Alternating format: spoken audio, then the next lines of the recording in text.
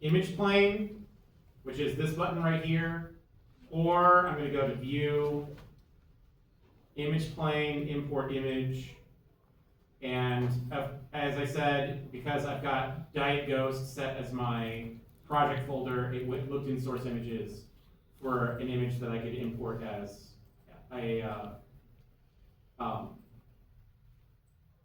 as an image plane, and there's my bottle. God, it's tiny. Yeah, so on like dev is did you say that the yo-yo's in the way of the board, or that you were talking about something that's on the board? Oh, yeah, it's in the way of my recording. Okay. Your hand's like distracting. No worries. Okay, I'm moving the image plane back out of the center of my workspace, and then I'm also in Attribute Editor turning off looking through setting it to looking through camera side. So now it's only visible in my side view. It's not visible in my perspective or any other view. Okay. And now I'm gonna bust out a classic. I'm gonna make my bottle using curves. And then specifically, I'm gonna be using the one on the end here, which is Bezier curves, because those are the best curves. So if you've never used, well actually, you have used a Bezier curve tool before, because every one of you has used Illustrator before. So Bezier curve works exactly the way it does in Illustrator. So you click one time in order to create hardened edges, you click and hold in order to create a curved. I think you hold Control.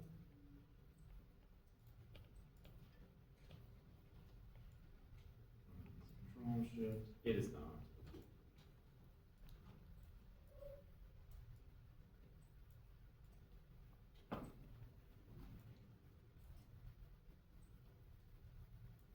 Okay. It's not doing, I was sure that they had included a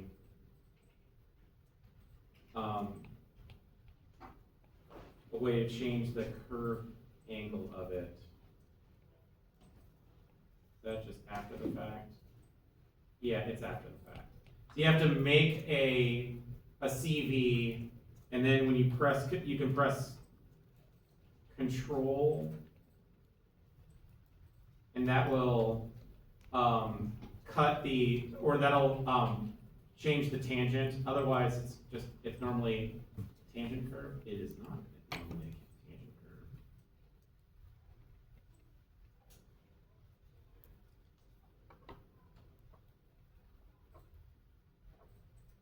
Interesting. Okay. All right, Bezier. I'm going to start by pressing X, which is snap to grid, and create my first point. Then I will Shift and I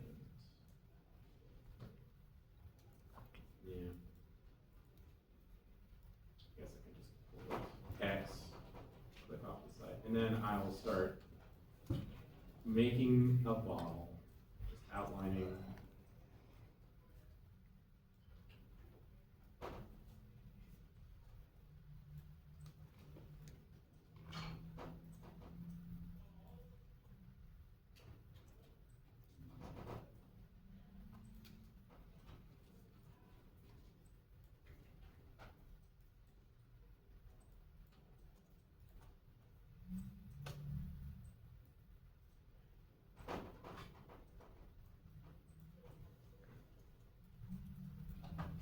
Now,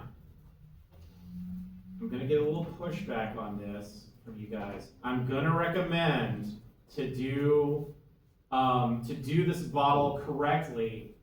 Don't just stop when you reach the top here, because I know we're going to do a revolve. That's what we're building up to, is we're going to revolve this so that it makes the bottle shape for us, right? But we're making a glass bottle, and a glass bottle is hollow on the inside. So that means you're going to have to build that hollow yourself. Yeah, I just heard all the groans. Too goddamn bad.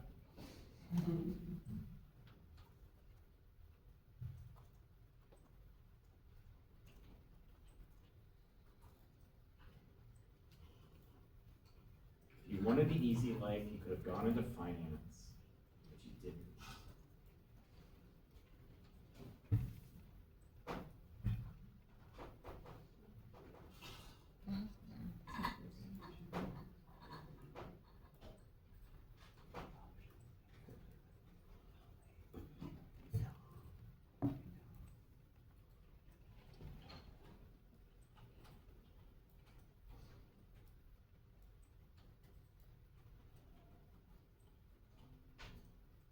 And remember, because it's a glass bottle, you want it to be just a little bit thicker on the bottom. Okay.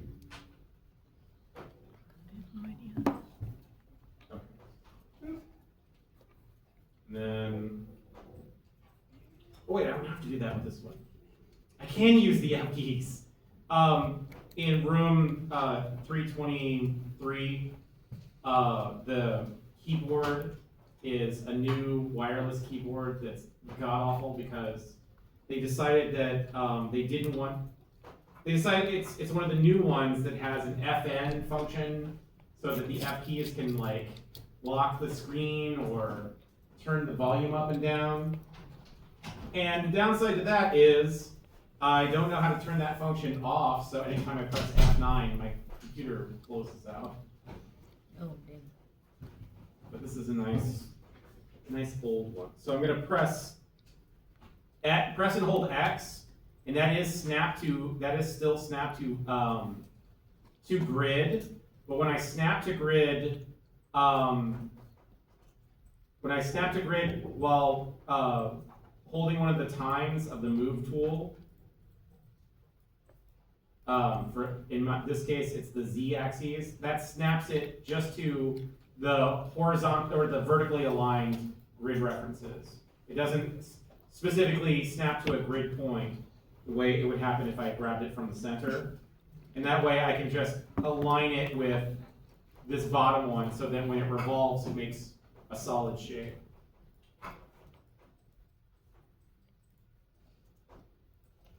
Okay. And trust me, this is all, this will become relevant in just a minute.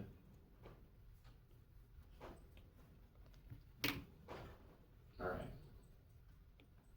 So now we're gonna, I've got what is basically the outline of a half section of a bottle. That's all you need. You don't have to do both sides. You just need the one side. Because again, we're gonna revolve it. It's gonna go all the way around and make the shape. So now we switch over to surfaces. And under surfaces, we have revolve. Yes.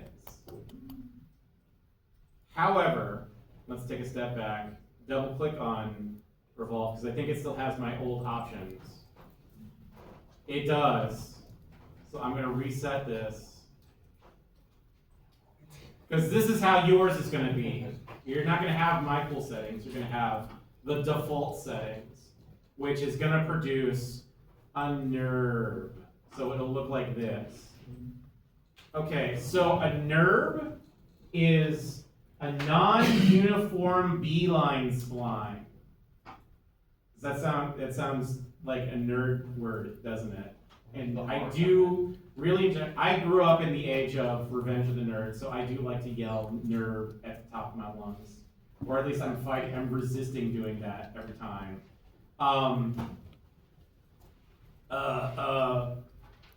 What a NURB is, though, is a NURB is a 3D version of a vector graphic. So the stuff that you play around with in Illustrator, you know how, did they ever tell you why vector graphics are so important to illustration? And yes, I know you were right. It's like a vector graphic is based off of the curve is based off of mathematics. So when you go to expand it, it can expand or shrink to any size and not lose fidelity. That's why vector graphics are utilized in digital illustration is because you can take your logo and blow up to be on the side of a plane, or you can shrink it down and put it on, on people's business cards. Like that's why it's important. A NURB is the 3D version of that. We started with a curve, which is a curve is an expression of a it's like a vector graphic curve. It is the CVs are based off of mathematics, and then you 3Dify it. You give it a surface, and that's what creates the shape. And I'm going to tell you, this model is mathematically perfect. But who outside of this room gives a shit about that? You barely give a shit about it. If we had engineering majors in this room, they'd be like, yes, yeah, mathematically perfect. Now I know how big it is so that I can fit it into my machine. That's when it's important. NURBS, if you ever start working with NURBS or any job that you apply to wants you to be able to work with NURBS, guaranteed it's some kind of engineering discipline. And it's because they need everything to be mathematically perfect because it's got to fit their schematics. But so we don't need it to be a NURB, we need it to be something else. And you've got two options. You've got the quick and easy path, and then you've got the correct path. So once again, I'm going to show you a quick and easy solution to get the job done, and then I'm going to show you the way you should actually do it. So we don't want it to export out as a NURB. We want it to be a polygon.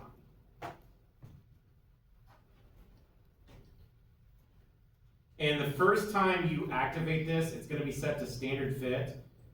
Standard fit is awful. Even if we set it to quads, which I should have done in the first place. So triangles, it's going to triangulate everything. But if you set it to quads, notice that it's making a whole bunch of n-gons. And it's not even making a very good topology. This is because standard fit just tries to what was the old term for it? It tries to subdivide the surfaces to create complexity where it needs it and less complexity where it doesn't. And it just doesn't do a particularly good job. So we're not going to do standard fit. Instead, we're going to do count. Count is the quick and easy version. So the count, it says 200. If I hit apply, it's going to kind of make our bottle. It's not doing a very good job until I go over to channel box, and there's our NURBS tessellate set to count, and we go to the poly count and we increase it. And as we add more fidelity to that, it will increase the complexity of the bottle. Let's just jump start this. Oh, that was 100.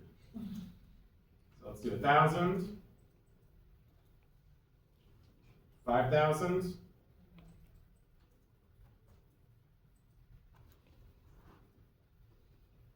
10,000. So the count, essentially, what it does is you set the count. That's how many polygons this is. If I did a poly count on this right now, it'd be around 10,000 polys.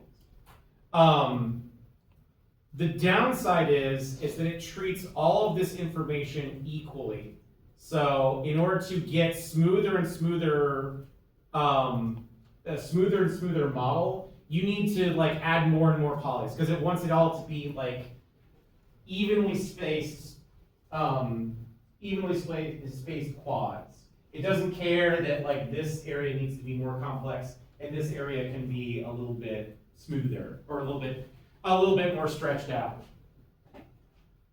But again, if all you care about is getting the thing pushed out so that you can start working on it, there's worse things to do than the count. I'm just going to delete that. So now let's do it the correct way. All right, so the correct way is general, but don't immediately hit apply, and I'll show you why, because it produces this. So you may be like, no, that's not what I wanted at all. And that's because general in its default state is terrible. You have to tell it how to behave.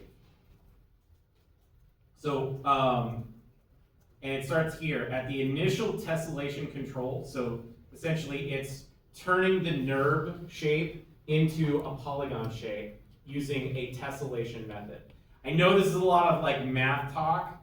3D gets a lot of its terminology from mathematics because it was all mathematics to start.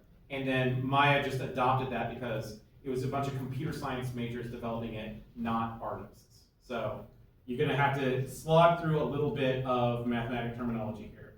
So per surface number of isoparams in 3D is the algorithm that it's using to turn the number of U and V type parameters, so essentially what it is in 2 dimensions, into a 3D shape. And the per surface number of isoparams in 3D is a terrible algorithm. You want it set to per span number of isoparams on both.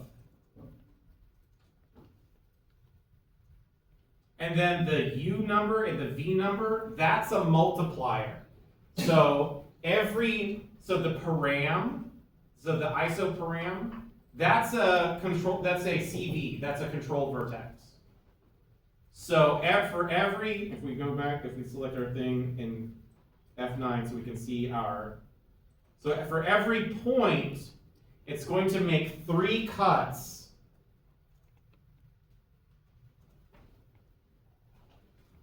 in between each one. That creates the smoothness. So you get absolute control of this. The only other thing we need to concern ourselves with is the segments. That's the number around that it's going to do. So if you're not getting the roundness that you want, you can try and increase and decrease this. I'm going to leave it at 8 so that I'll just control the smoothness with my by controlling the V number. Okay. General, quads, per span number of isoparams, and apply.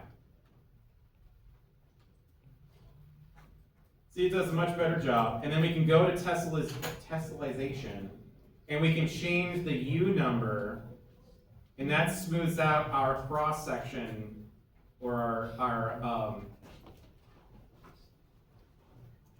latitudinal lines, and the V type will change up our longitudinal lines. So this increases the count horizontally, and this increases the count vertically. And between those two, you can get your smoothness. All right, that's the correct way to do it. Did we have any questions on anything I just covered? I've got one more little tidbit for you.